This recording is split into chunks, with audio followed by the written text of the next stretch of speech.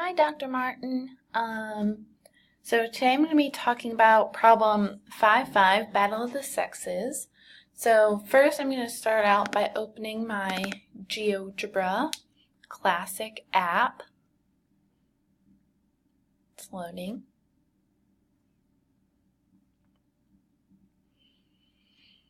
Okay, so first we want to go over here and click over here the spreadsheet, because we're going to want to be inputting our data. So I'm going to stretch this out so I have a bit more room to write. So for here I'm going to do male average hours of sleep per night. And then in this box over here I'm going to put the frequency, because GeoGebra can do a frequency table. So my data ranges from 4 until 9 hours of sleep. Pretty wide range, but whoopsies. We want this to be 5.5. There we go. I want this one to be 6, 7, 8. Totally skipped the half ones for this. 6.5, 7, 7.5. 8, 8.5, and 9. Okay, and I'm going to put in my frequency. So I had 1 for 4, 1 for 4.5, none for 5, 2 for 5.5, 5 for 6, 2 for 6.5, 4 for 7, 2 for 7.5, 3 for 8, none for 8.5, and 1 for 9.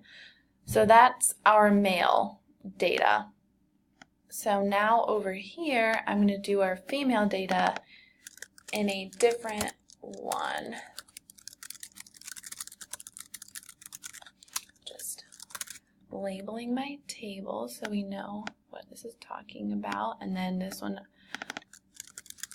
is also going to have frequency. So I have the same range for females almost. I didn't have any for 8.5 or 9 for females, but I figure like in order to keep the data sort of like similar, I'll just leave that in there too. Some people gave me like half hours, so I have like those 0.5s in there. Oops. Okay, and then I had 1 for 4, 0 for 4.5, 0 for 5.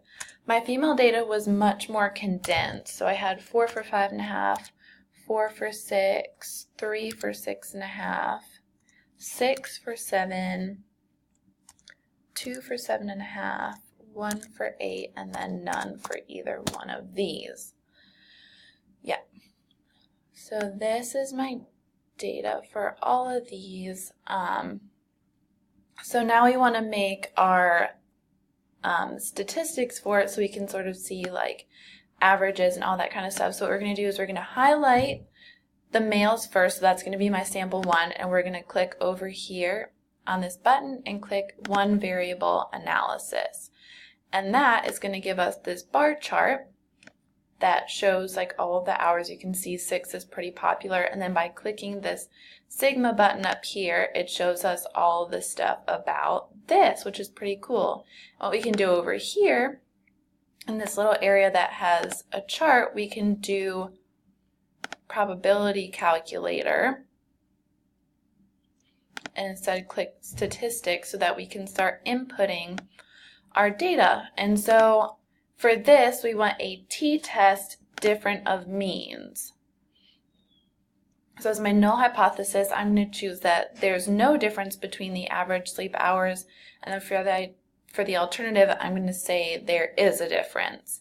So our first sample, as we can see over here, over in this area, the mean is 6.5952. Our S, we don't want sigma because that's for the entire population. We have this sample, which is why we're using a t-test, because we have the sample standard deviation. We don't know the entire population. Whoops. 106. There we go. And N is 21. Okay, so now that we have that, we can kind of push these over to the side because we have all the data for that one. And now we're going to go back to the our spreadsheet, and now we're going to do the same for females. So females is the data too, so we're going back up here to this button, one variable analysis, and that's going to pop up over here. We can again click our sigma, and this gives us our female data. 7 seems to be a little bit more popular with the females, but it's still, like, as you can see, it's very condensed, whereas the males was a little bit more like up and down. The females, it's just like boom, all within these few hours. So we're going to go ahead and in our sample 2 put the female data. So the mean is 6.4048, the S is 0.9168, and the N is again 21, because I think it was important that had the same number of males and females to look at. So as we can see down here, I don't know how to get rid of this. Nope. Okay. So as we can see down here, the p-value is 0.569. And because we're going to be doing a 95% confidence interval later, I'm going to say that my alpha is 0.05. So my p is significantly greater than my alpha. So I'm going to fail to reject the null hypothesis and say there's not significant evidence that there's a difference between average sleep for males and females because my p-value is so much higher than my alpha. So now I'm going to do a confidence interval. So to do that, we're going to go to the t-estimate difference of means, and it still has all of my data inputted.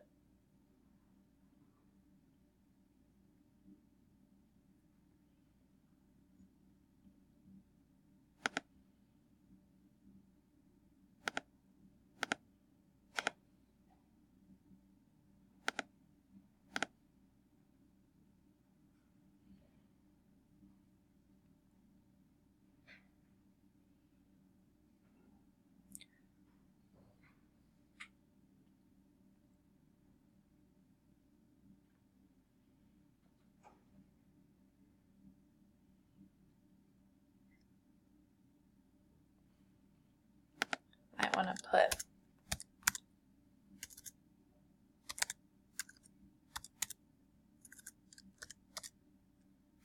there we go. Forgot to input my confidence level. Duh. Okay.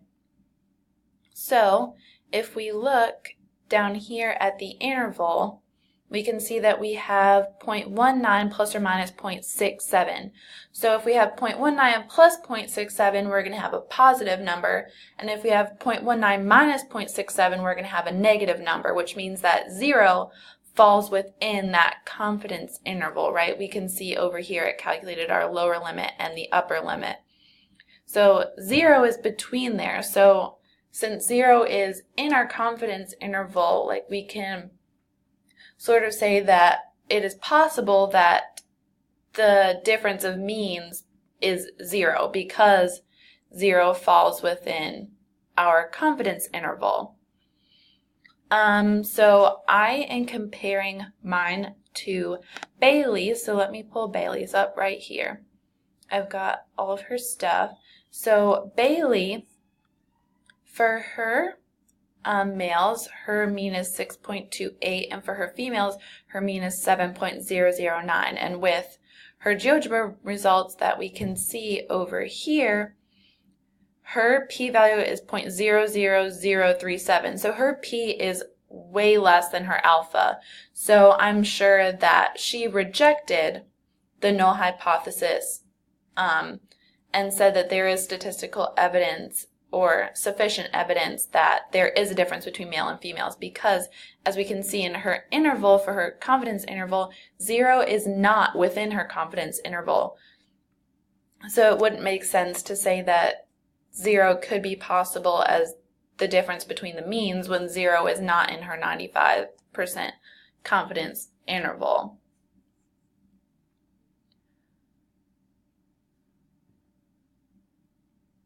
So going back to this, so our results then shows like very different, like